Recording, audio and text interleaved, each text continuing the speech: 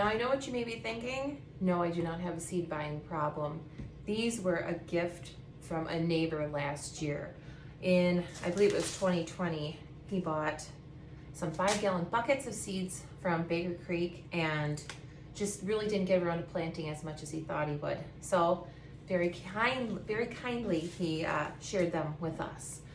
I went through them a little bit last year, but not a lot. I've kind of been putting it off because there is such a large amount of them, and I already have quite a few seeds to begin with. So I'm going to go through and sort them today and try to organize them into my filing system that I have. Let's get to work. These are what I normally keep all of my seeds in.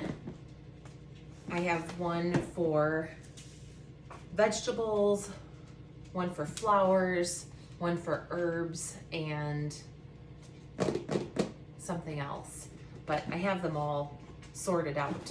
So I really do need to go through them and get rid of maybe any empty seed packets, things that have not turned out well after a couple years, they just didn't germinate well, or things that we've tried and really don't care for. I'll set those aside and share them with somebody else that's interested in trying them.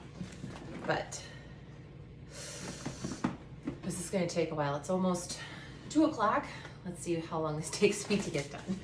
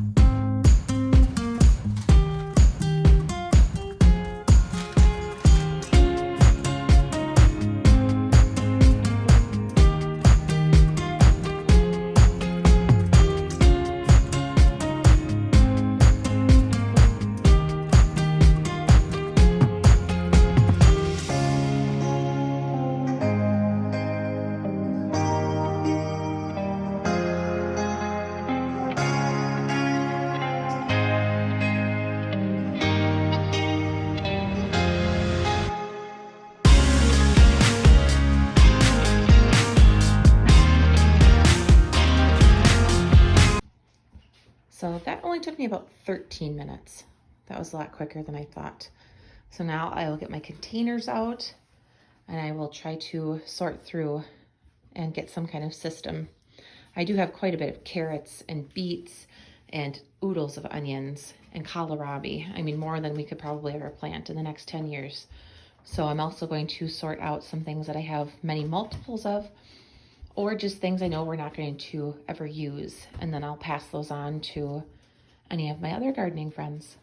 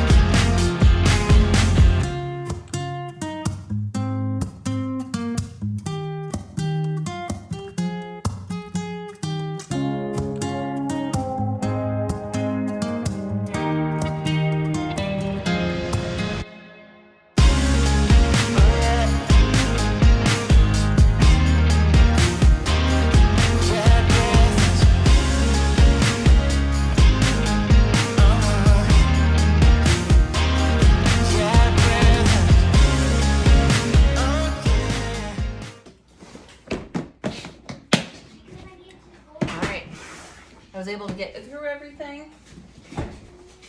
In total, that took about an hour and a half to go through things and sort them and get them somewhat organized. I immediately realized I really do need a label maker because it's kind of annoying to have to go through when you're looking for something.